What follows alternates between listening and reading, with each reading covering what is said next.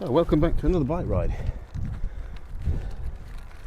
It's February the 4th, 5th, Sunday. The weather's pretty good. It's warm anyway. Only one base layer and my winter jacket on, so it must be about 12 degrees C. This is not bad for February.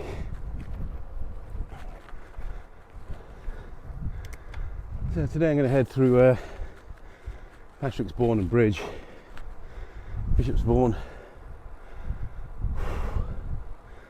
for about 20 miles. Just keep up my routine, keep going. See him keep going through the whole of the winter time. So continuing on the theme of my 2 cents. It seems to have been quite popular. So currently in the UK we have a migrant on the run. He is a convicted sex offender, accused of indecent exposure, and last week he threw corrosive material, a corrosive liquid, into the face of a woman and 2 children in central London. Looks like the woman has got serious injuries, life-changing injuries. Perhaps she's blind, and the children perhaps not so badly injured, but probably scarred from this corrosive liquid. So this guy is on the run. So he's known to the authorities, and his immigration applications were rejected 3 times. So he was an illegal migrant for a number of years. Then on the 3rd or 4th attempt he claimed that he'd changed religion, he'd become a Christian, and the immigration officials accepted that, and he got leave to stay. Basically, he was allowed to stay in the country, even though he was a sex offender. He was allowed to stay. You have to say how naive and stupid the immigration department are to accept this man's application. As a convicted sex offender for a start, surely being on the sex offenders register, having a criminal record, should have eliminated his chances of getting settled status in the UK. I honestly can't understand that. He's a criminal. Not just a criminal, but a sex offender. And he's given the right to stay in the country. I mean, call me old-fashioned, but that has to be naivety and incompetence on the part of the immigration people. Got to have some rules in place for migration. It's not acceptable to put the public at risk. First duty of government is to protect its citizens. And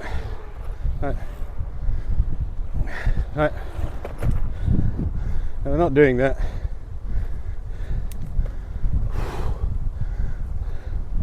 They're not checking who these people are, what their history is, nothing.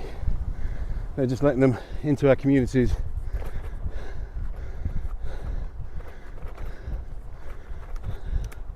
Create havoc.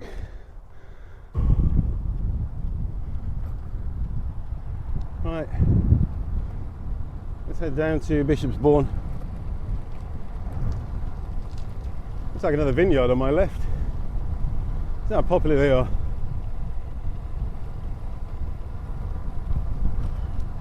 Is it, or is it an apple orchard? No, it's a vineyard. Definitely. They got the vines in the goblet formation. Protects them from the cold weather. And the problem with the mainstream media these days is that if you dare to say anything about migration and migrants, you're classed as a right-wing fascist or something. Look at this, I think I might slow down here.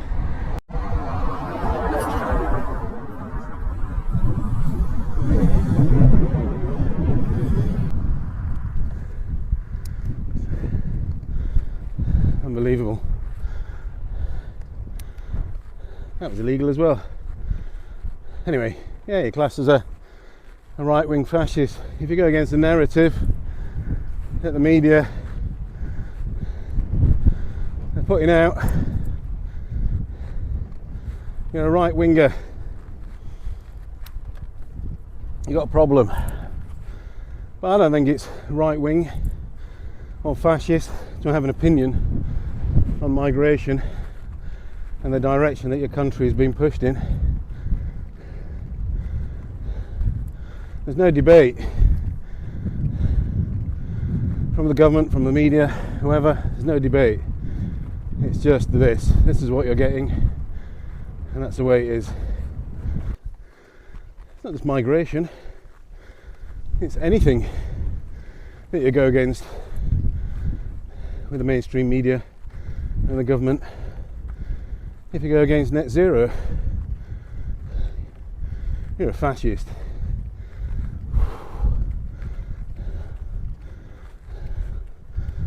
If you go against the EU, you're a fascist. If you don't agree with the war in Ukraine and the wars in the Middle East, you're a fascist. You're not allowed an opinion these days.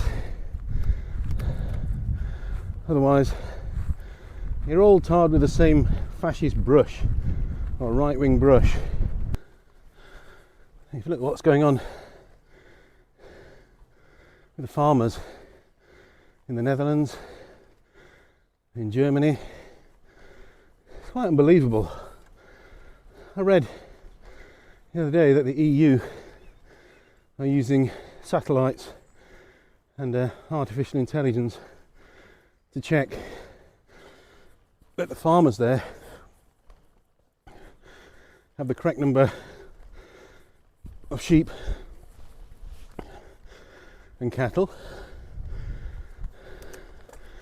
correct by what the EU decide, not what the farmer decides, and that they're also growing the correct crops and selling the correct crops at the right time. You should control the fertiliser that's been used on the fields, but you've got to use fertiliser. If you've ever tried to grow anything in your back garden without fertiliser, I can guarantee that nothing grows. I've done it myself. Nothing grows. You need fertiliser. It's not as if they're just lobbing it away indiscriminately on the fields. It costs a fortune, fertiliser. So they're already being careful about its use. But you can't do without it. Everyone will starve to death. There'll be nothing. I think these people, these bureaucrats, sat in their offices in Brussels, never grown anything in their lives, never farmed anything, probably only ever just sat in an office pushing their pens around and making decisions, but absolutely no idea. Non-experts again, running the world. I remember one of the EU presidents, what's his name now? Retired now.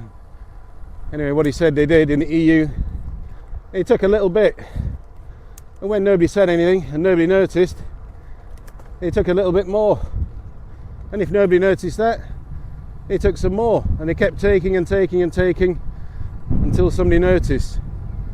Well, I think people are starting to notice now, and it's coming to a head, isn't it? That was his name, wasn't it? Junkard the drunkard. He's the one who said that. Keep taking till somebody notices. If they don't notice, take some more. Eventually, you'll have what you want. Yeah, Junkard the drunkard. Classic communist. You get nothing, and I will drink the fine wine. 'Cause I deserve it. You deserve nothing, and you'll be happy with it.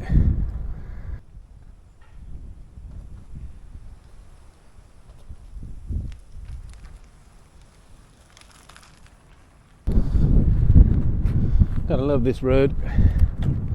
It's flat, long, and it's fast. Linsaw Bottom, that's what it's called. Believe it or not, Linsaw Bottom, leading to Pet's Bottom.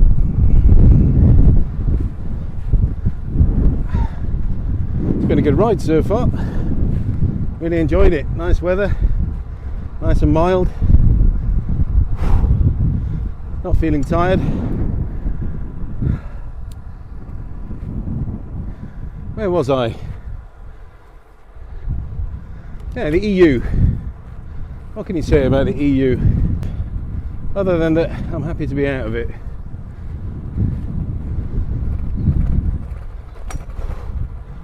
I'm a Brexiteer. Proud Brexiteer. I believe in nations, I believe in culture, I believe in sovereignty.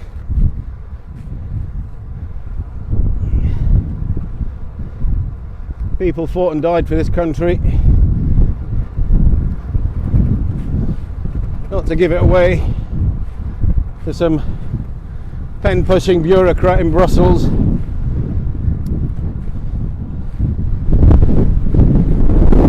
If other countries want that, that's up to them.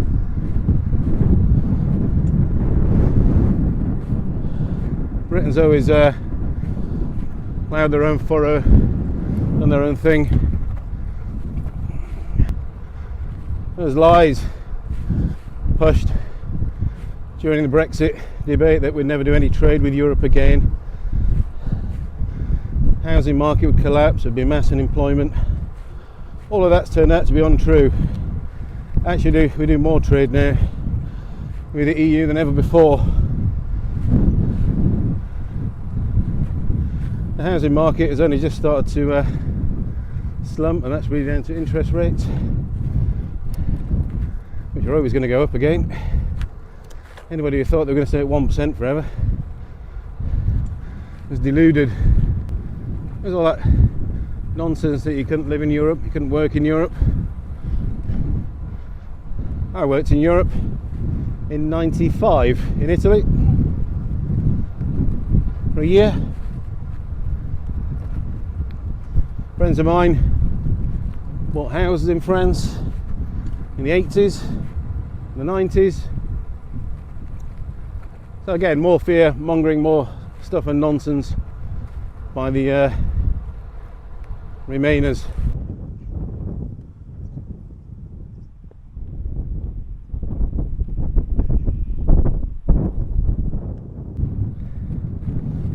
So I think that's it for today.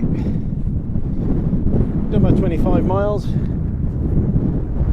Weather's starting to close in. Might rain. Good time to get home.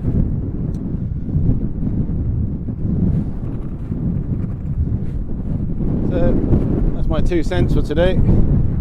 Agree or disagree, it's up to you, not mine. It's all about conversation, isn't it? I'll see you on the next one. Cheers, bye.